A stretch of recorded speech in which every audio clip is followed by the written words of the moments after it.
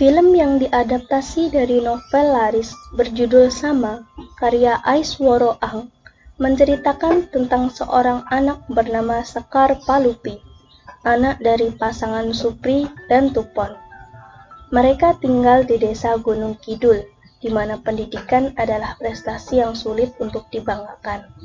Namun, Tupon ingin anaknya menjadi bintang yang paling terang, seperti planet Mars. Sang ibu menyebutnya lintang lantik.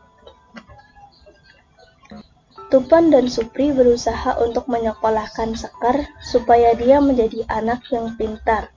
Dengan hasil menjual kambing, Tupon membeli baju seragam untuk Sekar sekolah. Ada seragam sekolah? Oh, ini? Sebuah kebanggaan bagi kedua orang tuanya ketika melihat anaknya memakai seragam sekolah.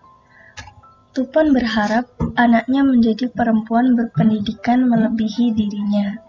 Bangganya Simbo Sekar. Tupon mendaftarkan Sekar untuk sekolah di SD Gombang 2. Namun, ketika proses pendaftaran sekolah Sekar, Tupon yang buta huruf kesulitan untuk mengisi formulir pendaftaran. Kemudian ia dibantu oleh guru untuk mengisinya. Tetapi Tupon lupa membawa KTP dan guru tersebut menyuruhnya untuk pulang. Ibu sudah pulang, sampeyan lengkapi semua persyaratan ini dengan KTP.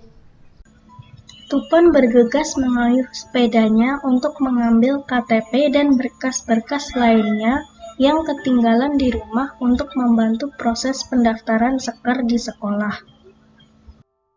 Setelah kembali lagi ke sekolah, ternyata diketahui bahwa umur Sekar belum genap 7 tahun. Anak ibu belum genap 7 tahun, kurang 2 bulan lagi, jadi tidak bisa sekolah. Peraturan tidak bisa dirubah dan Sekar harus menunggu selama 2 bulan. Setelah diterima di sekolah, Sekar sering bolos dan bermain di rumah Mbah Atmo karena ia sering diejek oleh teman-temannya di sekolah. Tupon yang mengetahui hal itu menyuruh Sekar untuk tidak pernah membolos sekolah lagi. Di sekolah, Sekar dipanggil oleh guru karena sudah 5 kali bolos sekolah. Saat sedang dimarahi oleh guru, salah satu teman Sekar mendengarnya. Lalu, ketika kembali ke sekolah dan saat ia duduk di kelasnya, salah satu teman sekolahnya mengejeknya di depan teman kelas lainnya. Kamu pantasnya angon. Sekar yang geram atas ejekan itu mengambil pensil yang ada di mejanya, lalu melukai temannya. Atas kejadian itu, Tupon dipanggil untuk menghadap kepala sekolah dan diberitahukan bahwa Sekar telah dikeluarkan dari sekolah. Meskipun begitu, Tupon tetap ingin Sekar sekolah lalu mendaftarkan Sekar ke sekolah lain yang jauh dari rumahnya. Supri, ayah Sekar, bekerja sebagai buruh tambang di dekat Sekar sekolah. Karena terjadi suatu kecelakaan saat bekerja, ayah Sekar akhirnya meninggal dunia. Melepas kepergian suaminya, Tupon berjuang sendirian untuk tetap menyekolahkan Sekar dengan berpenghasilan dari berjualan tempe keliling. Namun, di tengah jalan ia bertemu dengan Pak Duko untuk sowan di rumahnya. Tak disangka, Pak Duko menyampaikan lamaran dari Triman, saudara jauh Pak Duko. Merasa bimbang dengan pilihannya, Tupon memutuskan untuk menanyakan terlebih dahulu ke anaknya Sekar. Karena banyak mimpi Sekar yang belum terwujud, akhirnya ia memilih untuk menolak lamaran Triman dan akan melanjutkan kuliah. Masih ingin kuliah, Mbok? Suatu ketika, Sekar mendapatkan beasiswa untuk kuliah di Yogyakarta. Tupon dan Sekar pergi ke Yogyakarta untuk menemui pamannya Sekar, guna meminta bantuan untuk mencarikan tempat tinggal untuk Sekar tinggal di sana. Namun pencarian tak mudah dilakukan jika tanpa alamat. Setelah beristirahat, Tupon dan Sekar menemukan dompet. Dan bersama imam masjid, Tupon dan Sekar pergi untuk mengembalikannya.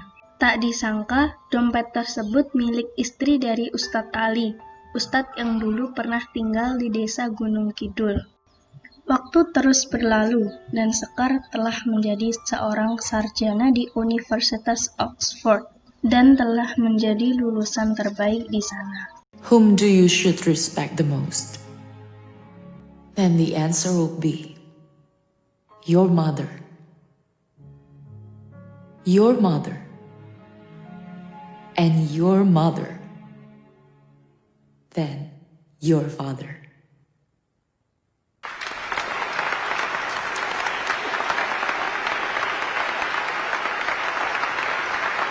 Setelah lulus, Sekar kembali ke desa Gunung Kidul untuk bertemu dengan ibunya. Namun, tak disangka, ketika berada di rumahnya, ibunya tidak ada di rumah. Lalu ia menanyakan kepada neneknya yang berada di samping rumahnya. Mengetahui fakta bahwa ibunya telah meninggalkan Sekar untuk selamanya, seketika tangis Sekar pecah dalam kesedihan.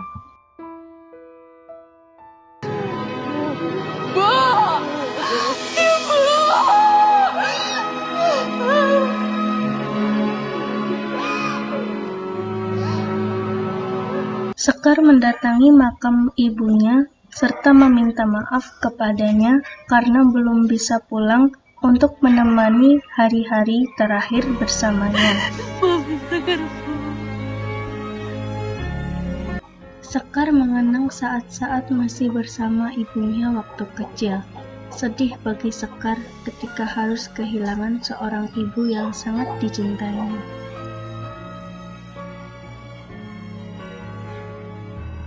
Aku tahu kenapa Simbok menghilang. Panjenengan rupanya sudah sampai di lintang lantip. Kasih